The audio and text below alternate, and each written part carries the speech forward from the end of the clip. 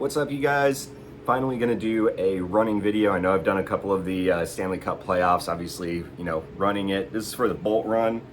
It's kind of a virtual run that the Tampa Bay Lightning do, helps support charity and whatnot. But running it back to back, gonna go for that three-peat.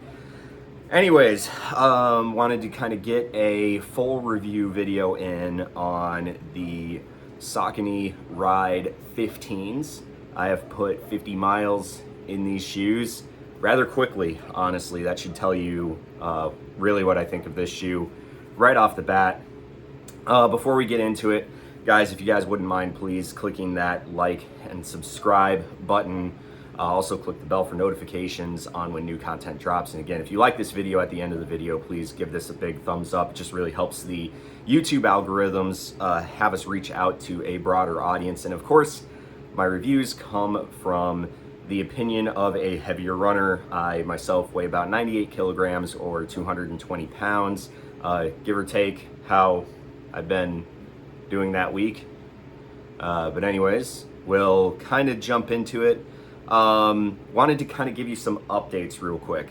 Even though I got 50 miles in these shoes, recently over the past week, I have been dealing with a Achilles strain on my left leg, which has made running very difficult. I've only been able to run really about 1 mile, maybe 1.5 miles at a time, before I would have to stop and stretch and, kind of work it out. And at some points it would get to the point where I literally couldn't run anymore, because it was, you might as well just stuck a board to the back of my leg because of how tight it was and very painful. So at the end of the video, I'll kind of go over that and what I've been doing to try to help myself recover from that. But I know you guys are here for this shoe, what my opinions are of this shoe. Now, this is a men's 10.5 is what I got this sizing in. And I wanted to kind of go over the how it's been over the past 50 miles. So I'm not going to really go over the stats and features and all that kind of stuff. I'll put a link in the description for the previous video, which does show you the stats and features of this shoe. So we're going to kind of get into it. We're going to jump right into the upper here first. This is probably one of my favorite uppers so far this year. It is very light. It doesn't really feel like there's anything on your feet.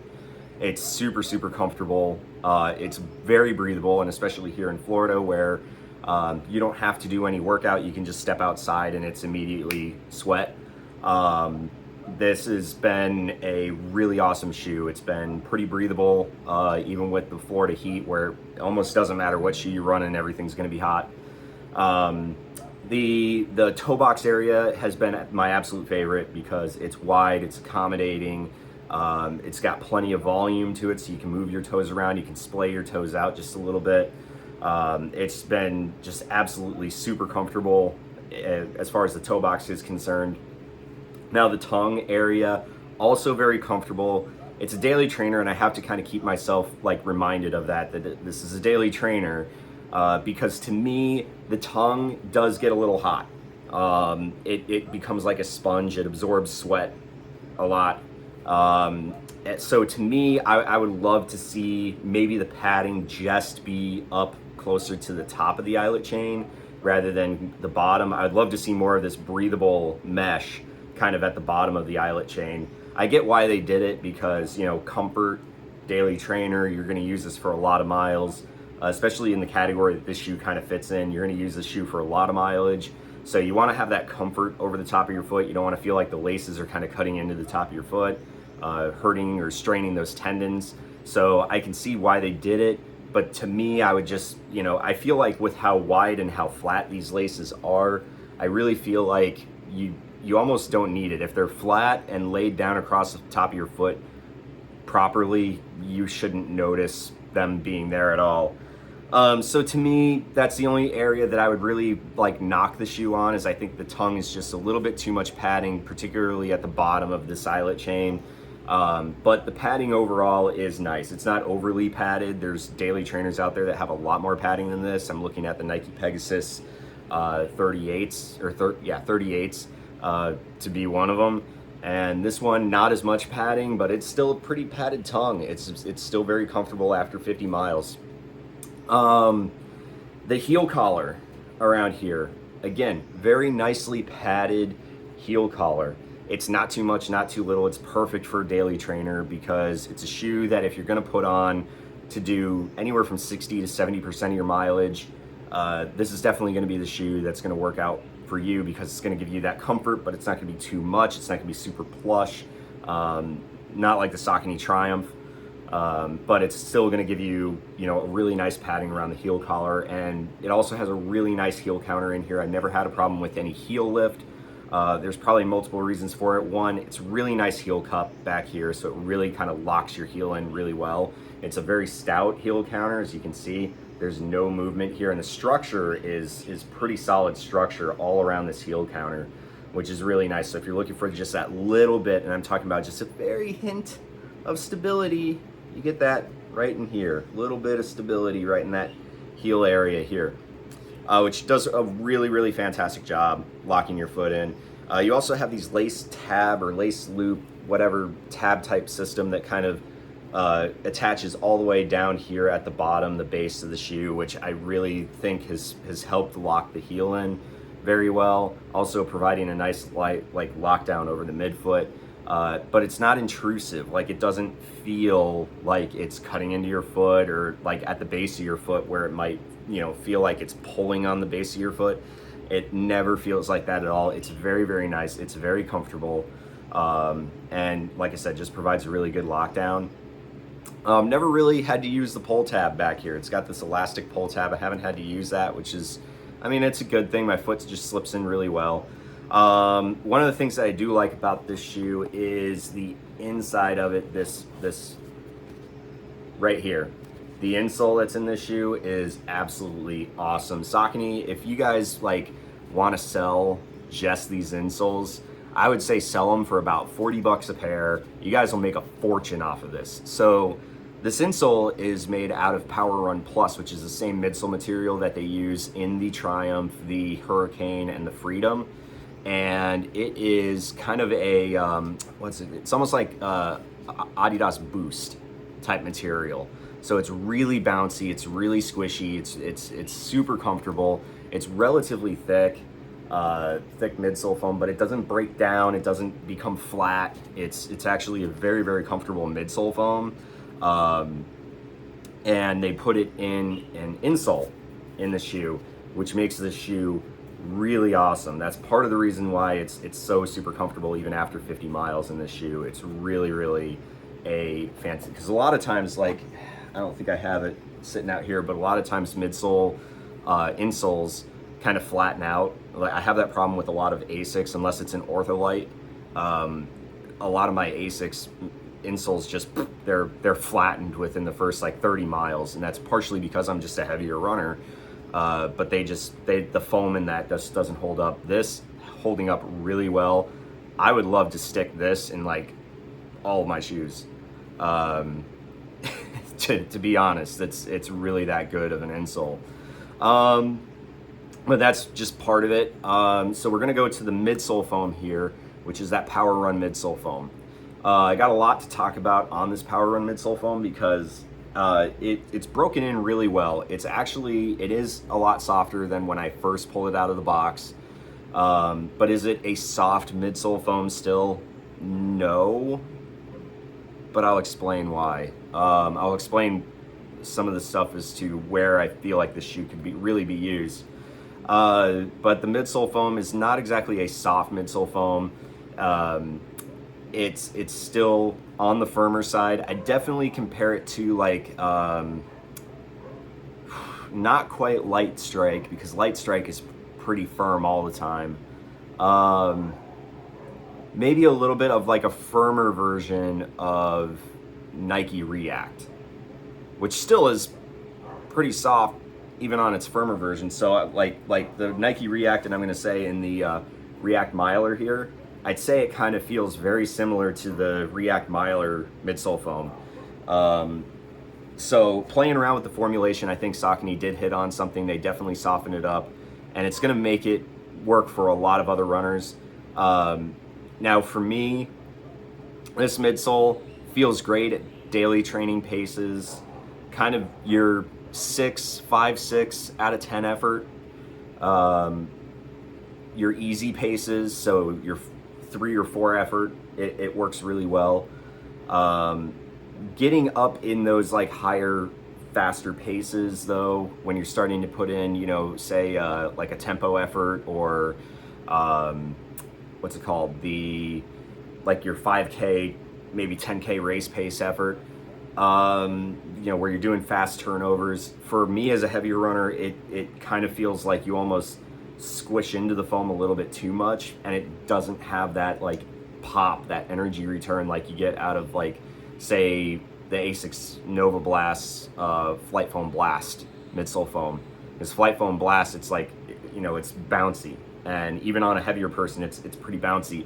This, you squish in really well, which is nice because it really absorbs that impact, but it doesn't feel like it gives you that pop or that energy return to kind of push off your toe. It just feels like you kind of sink in and then it just, you know, smoothly comes out. And so if you're looking for something that absorbs those impacts really well at those faster paces, but maybe just doesn't give you that huge boost of energy return, this is going to do fine. And like I said, as for me, as a daily trainer, like easy day, long run, you know, just go out and put some miles, your everyday type of running, this is a great shoe. It's when you get into those faster paces that I would say that this kind of falls on its face a little bit. Now, if you're a lighter weight runner, I can see this working well for you even at those faster paces because it's going to be a little bit more responsive. Me as a heavier runner, I compress that midsole foam just a little bit too much. And, you know, especially when I'm putting in that hard effort, it compresses really well, but it just doesn't have that energy return for me as a heavier runner. But again, for lighter weight runners, I can see where this shoe is going to be a lot more responsive, and you can easily pick up the pace, and it's going to absorb impacts and all that kind of stuff. But for me, this kind of sits in that, again, that daily trainer, light, easy run, long run type of shoe. And because of that, why I say long run, that midsole stack height foam. As a daily trainer, which is what the shoe is categorized as, a neutral daily trainer shoe, and we'll do the twist test just to kind of show you. It has loosened up a little bit. You can see it's twisting pretty decently. But because of the stack heights that are on this shoe, it's definitely aims, it definitely aims a little bit more towards that like longer run category where a lot of daily trainers like, and I'm going to throw out the Pegasus here. The Pegasus here, even though a lot of people use these for the like marathon distances, most people tend to use those for like that 3 to 6 or 3 to 7 mile range, and then that's pretty much as far as they're going to want to take that shoe before going up to a higher stack height shoe. This is a daily trainer that I would say fits more into that 5 to 10 mile category. So you can definitely go under that, you know, do your 2-3 mile runs, but this could easily be your 5 to 10 or even 10 plus daily trainer type of shoe, where you can use this because of the stack heights, the amount of cushioning that's underneath your foot, and it's going to provide that cushioning over the long haul. It's a very resilient midsole foam here. And it's got a really wide base to it. Again, I think I showed that on my first video, but it protrudes out the sides in the forefoot and even a little bit here in the heel on the medial side. And it's to provide just a little bit extra stability while you're running. And I can definitely say that on those long runs, this is a fantastic shoe. It is incredibly stable, it's comfortable, it absorbs the impacts well, it's a very resilient midsole foam. So I've really enjoyed what this shoe is capable of just for those long runs, those daily slogging miles. And that's why I was able to get up to the mileage, the 50 mile range so quick in this shoe, was because I could just throw this on for probably a good 70 to 80% of my runs during the week, and it works fantastic. So yeah, that's where this shoe kind of fits as far as its midsole is concerned. Now the outsole here, didn't get a chance to really run in any wet weather conditions, so I cannot tell you how this is in the wet weather. But As far as being on dry pavement is concerned, maybe with a little bit of gravel and whatnot, it's performed very, very well. Now this shoe, I did notice there is a little bit of a difference between my right and my left foot. So this is my left foot shoe. This is my right foot shoe. As you can see, looks like I'm heel striking a little bit more on my left foot than on my right foot. But it's incredibly durable rubber. After 50 miles, and I've said it in all of my other videos, the pavement that I run on is like sandpaper. So looking at this, it's actually holding up really well. There is some abrasion that you can see on the exposed foam here in the forefoot area, and that's kind of to be expected. If I go and look at my Saucony endorphin shifts, had to remember because there's 3 different endorphins. If I look at the endorphin shifts, these have like 100 miles on them, and you can see like it's pretty resilient midsole foam even on this, which is pretty much all the blue is exposed foam. So it's pretty resilient foam when it comes to running on pavement.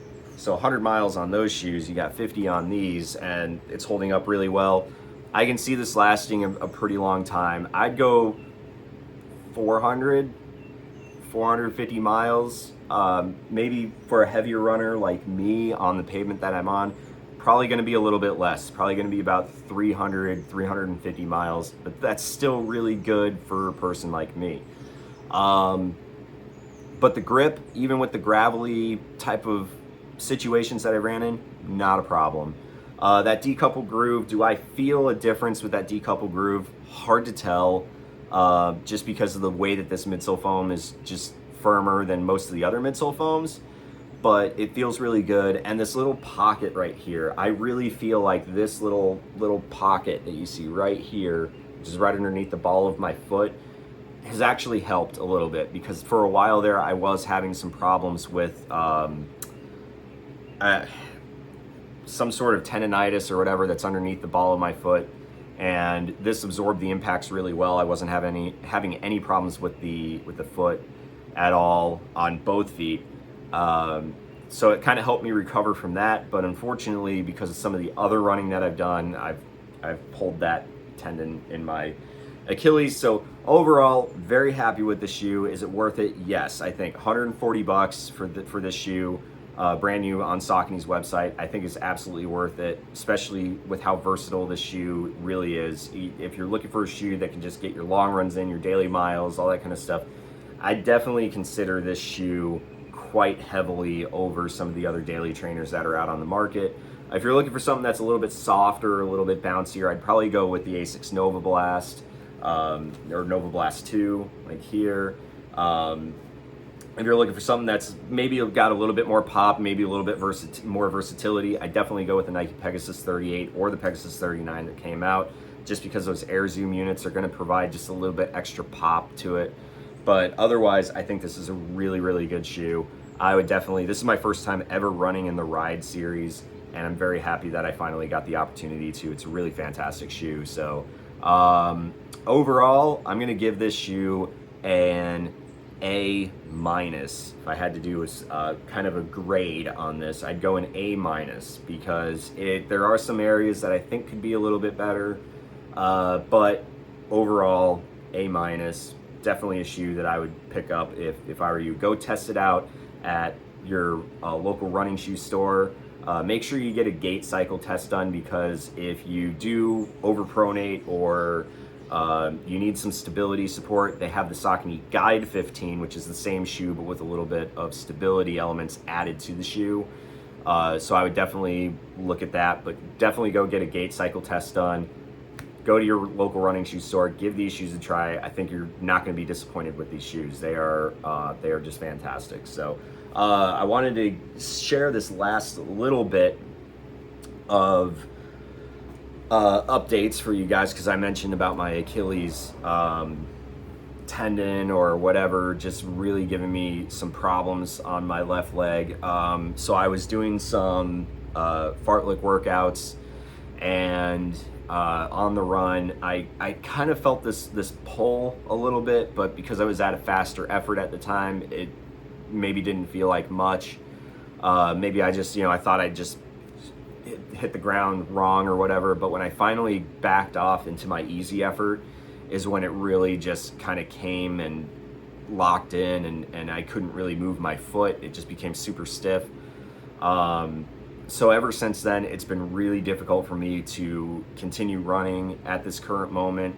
I really tried to push through it the best that I could, but I really learned on last Sunday. I did my long run, which was supposed to be a 7 to 8 mile run, and I just couldn't do it. It was hard for me to not only stay going and staying at a pace, but it was painful. I would have to stop. I would have to continue stretching. I would have to. So right now, what I'm doing is I've kind of taken a couple of steps away from running. I am going to be working on some other areas to kind of strengthen my body, get myself, in areas that that will help me run without running, if you know what I mean. So kind of work on some strength training, work on some other areas, some muscles muscles and joints and whatnot that could use a little extra strength. I'm working on that. I'm doing some low impact kind of workouts that aren't going to hurt that Achilles. So it could be a few weeks before I actually do any other running.